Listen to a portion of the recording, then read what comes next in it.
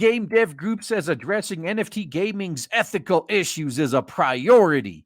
IGDA director tells ours the space is a socio-political explosion waiting to happen. So, regardless of what your opinion is on NFTs, I'm not here to preach one way or another. I just want to point out the double standards.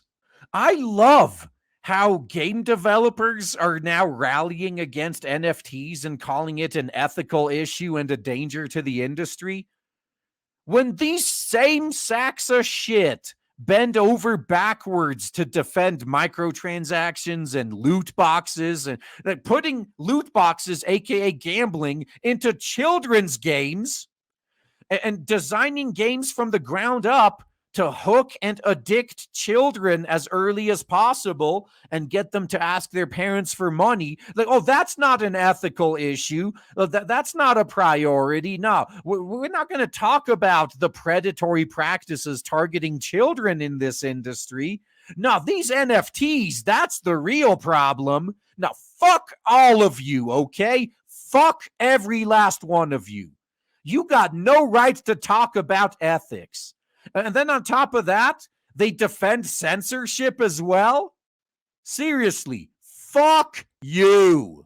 You got no leg to stand on. Don't even try with this moral high ground bullshit. The International Game Developers Association, a professional group of thousands of game makers from around the world, is increasingly concerned that the ethical issues surrounding the use of non-fungible tokens in gaming represents a socio-political explosion waiting to happen. But surprise mechanics are perfectly fine. Actively targeting children is perfectly fine.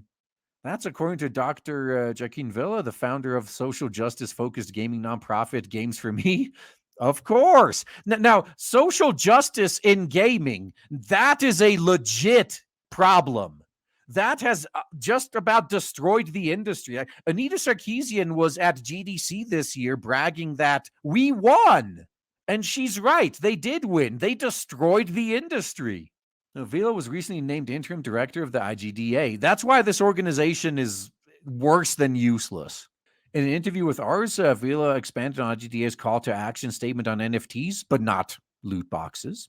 In gaming from last July, the statement was critical of the technology and focused on the energy-inefficient methods inherent to the proof-of-work blockchains that dominate the crypto and NFT spaces.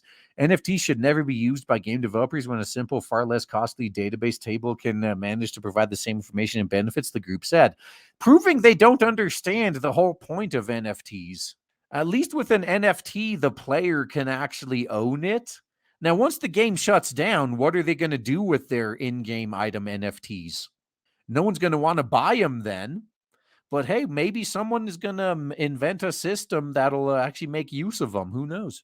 The IGDA's Climate Special Interest Group, they're focusing on everything except for actual gaming.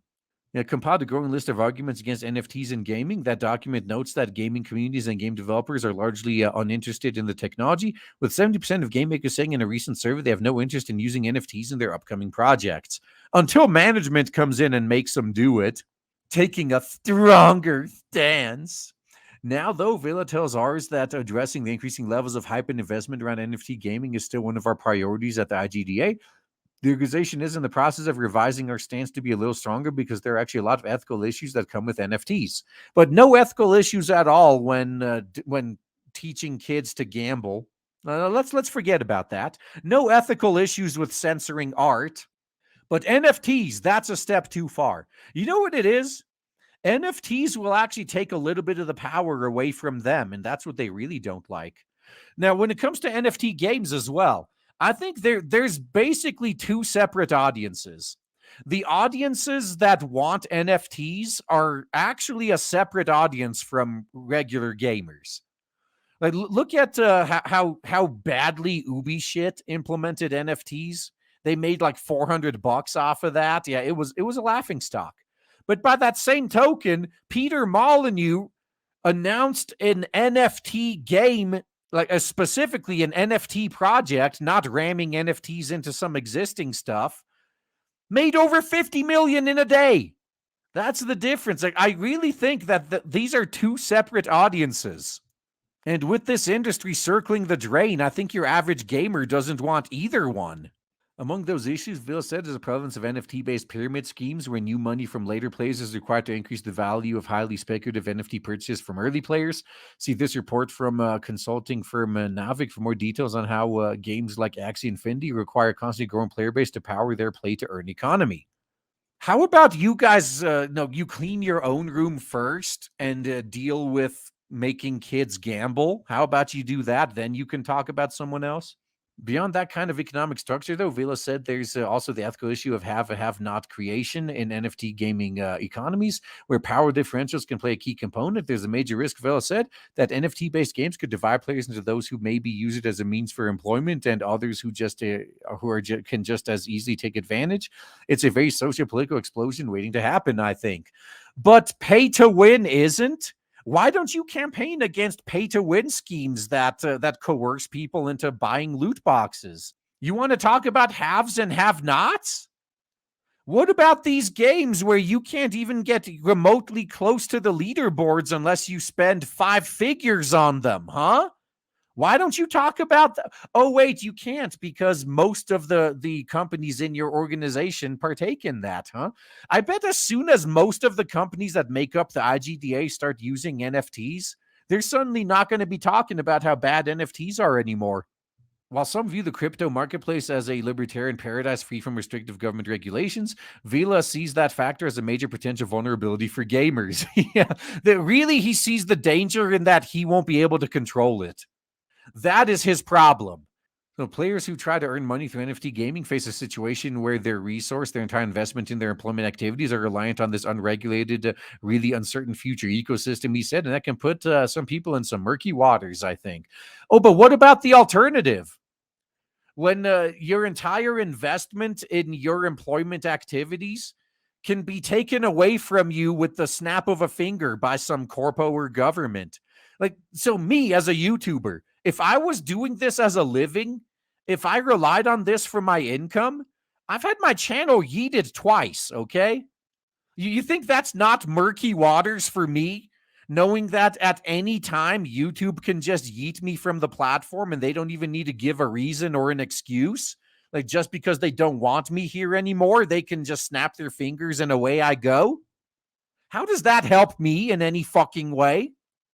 I'd be way better off if this platform was decentralized and there was no way they could kick me off. IGDA previously said that developers that absolutely can't use a centralized database for their project should at least use proof of stake for cross-system or cross-ecosystem NFTs. Those systems which let users stake their cryptocurrency to help validate new transactions are far more energy efficient than proof of work algorithms and should be preferred whenever possible. But Vila suggested to ours, the organization is thinking is changing even on this compromised position. Even now, more research is coming out, and proof of stake is still reliant on ecosystems that are driving carbon emission up further, he said. And you know what's going to happen? The early adopters of NFTs in gaming are just not going to deal with this organization. I mean, fuck, I don't even plan on doing NFTs, and I'm not going to have anything to do with these guys. No, Vila said the IGDA is working on a more focused statement addressing the issues that touch on more than just the environment. The group is having recurring meetings to ensure that we're understanding all aspects of it. Those meetings might be necessary because, as Vila puts it, there's a lot of technical jargon that leaves even a lot of intelligent people thinking, wait, but what? But why? So by intelligent people, what he's referring to here are mouth breathers that got useless college degrees. So not really intelligent people. Yeah, but I'm buying a receipt for what? If things were demystified for people, I think it would be a bit easier to understand. It would help inform individual decisions. Great. Now put this same effort into attacking loot boxes and gambling and microtransactions, and specifically targeting kids and designing your games in a way that slowly get kids addicted and asking their parents for growing sums of money. How about you talk about that? Yeah, as soon as most of the big companies in the IGDA start implementing NFTs, this entire thing is just going to disappear, man. Mark my words.